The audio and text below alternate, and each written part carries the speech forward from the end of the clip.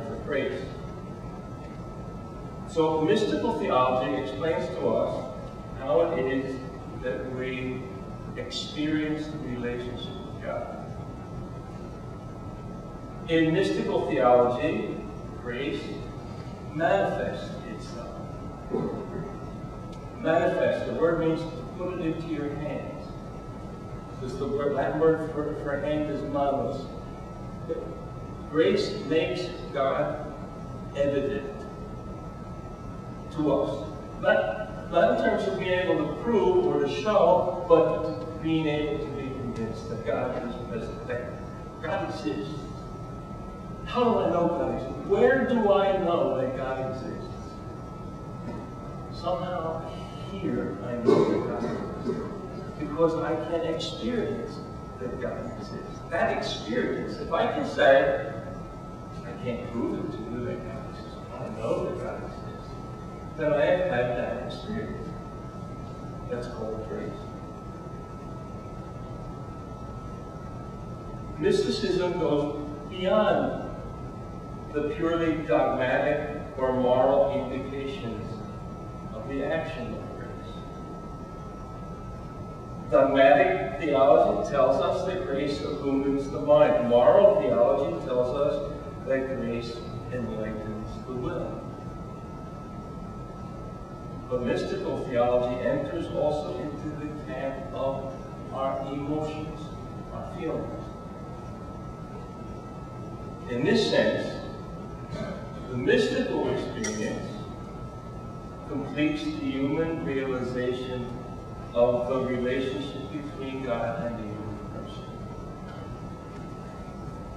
I not only can define what I believe, I can feel it. It's not a feeling. It's more than just a feeling, but I'm convinced of it.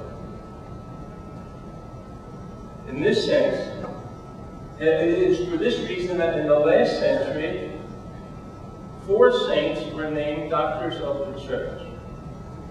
St. John of the Cross in 1926, St. Teresa and St. Teresa of Avila and St. Catherine of Siena in 1970, and St. Therese of the Child Jesus, the Little Flower, in 1997. They were named doctors of the church precisely because of the mystical experience of God. Now, being named doctors of the church, 3 of them are, by the way, Carmelites. 1 is a Dominican, St. Catherine of Siena. But 3 are Carmelites, precisely because it is the appreciation of the experience of God that needs to be understood and needs to be clarified for the world. The only one of those 4 people who were named doctors of the church who had any kind of theological education was St. John of the Cross. St. Therese of the Child Jesus entered the Carmelite monastery when she was 15 years old. St. Catherine of Siena was illiterate, could not read or write. There were not highly educated persons who became doctors of the church. Only St. John of the Cross, who was educated to be a priest. 3 of those persons are women. St. Teresa and St. Catherine of Siena were the first women doctors of the church. When St. John of the Cross was named the doctor of the church in 1926, the Carmelite order asked Rome, in addition to St. John of the Cross, to also name St. Teresa doctor of the church in 1926. And the answer came back, St. John of the Cross, yes. St. Teresa, she's a woman. She could not be named a doctor, but now she is. This is a huge step forward in the understanding of how it is that persons, by laypersons I mean, of course, technically speaking, the religious women are not clerics. Laypersons have valid experiences of God. Because it was St. Teresa and St. Therese and St. Catherine of Siena, who consulted theologians and illumined theologians, enlightened theologians about the experience of God. Do you understand what I'm saying? That yes, we can study theology and have clear ideas, but it is in entering into the relationship with God that those clear ideas begin to make sense. When I studied in the seminary, we had a course on grace. And the only thing I remember, I was sitting with Father Nunes, but the only thing I remember about what the course on grace said was that grace was an accident that inhered in the soul and rendered the soul as such. That was it. Grace was an accident that inhered in the soul and rendered the soul as such. I never understood what that meant. But I do now. I do now understand something about what that means because I understand from St. Teresa, St. John of Cross, St. Therese, St. Catherine of Siena, and other mystical writers about the relationship with God. I am as I am thanks to God's communication to me. That God's communication to me is creative of a new way for me to be. That communication that I have because I enter into a relationship with God, because I pray, that relationship with God changes how I am.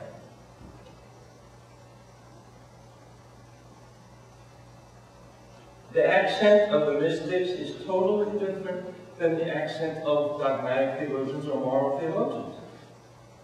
Grace, as mystics experience it, is the quality of the relationship with God.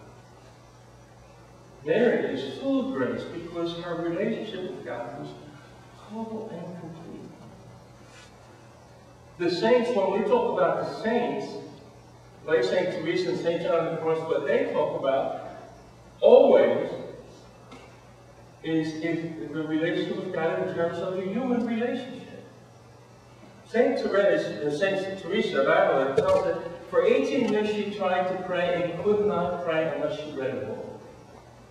But it was only when she, and then this is the expression she uses, only when she fell in love with the sacred humanity of Christ could she indeed learn how to pray. Notice the expression. When she fell in love with the sacred humanity of Christ, then she could learn to pray. And so then she comes up with what is her definition of prayer: dealing in friendship, taking time to be alone with the one whom we know loves us. Not taking time to be alone with the one whom we love, but taking time to be alone with the one whom we know loves us. You know, I think an awful lot of us, for whatever reasons, in our background and the way we were trained or how we learned, we thought we had to do an awful lot of things to gain God's love. And so that we've spent many times practicing our religion as a way to invite God to love us, to make God love us. We used to say about Irish spirituality, that one of the principles of Irish spirituality is, if it hurts, it's good. And secondly, the more it hurts, the better it is. That was not at all St. Teresa's understanding of the relationship with God. God, you don't make God love you. God already loves you. You're entering into a relationship with God. You are falling in love with God. I go on back for just 1 second and say, it does not negate what we learn through dogmatic theology or moral theology. It completes those branches of theology. It's not just analysis of ideas, and it's not just examination of conscience. It's entering into a relationship.